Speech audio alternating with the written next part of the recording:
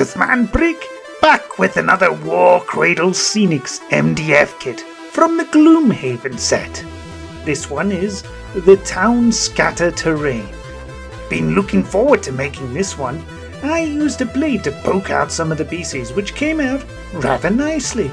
No cutting was necessary to remove the parts from the sprue frames, which was nice. So the set includes a notice board, guillotine, stocks, wagon, furnace, 2 crates and 2 open boxes. Not bad for 2 sheets. Now, the first issue with MDF being used for fantasy terrain is that it's often too box-like and sharply edged.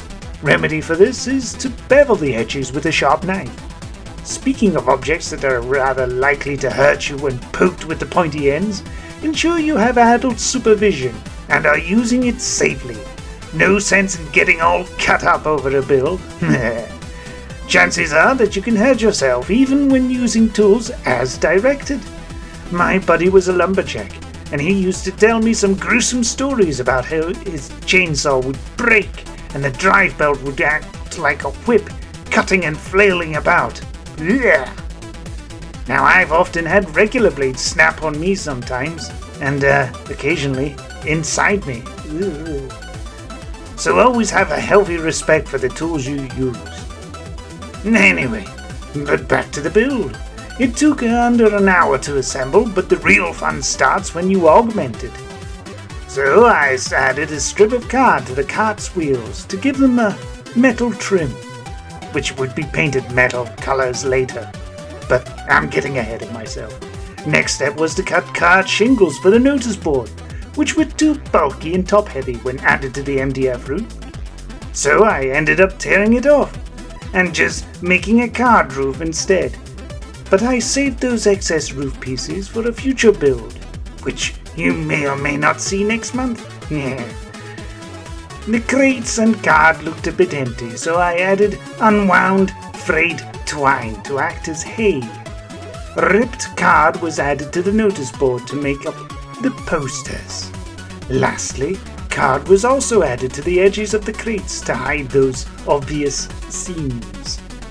The paint job was very minimalistic, except from the furnace. I highlighted each brick on that thing. Probably the most effort I'd put in a project paint job for a good long while. Now hopefully you'll agree that it spruces up the set a bit more significantly.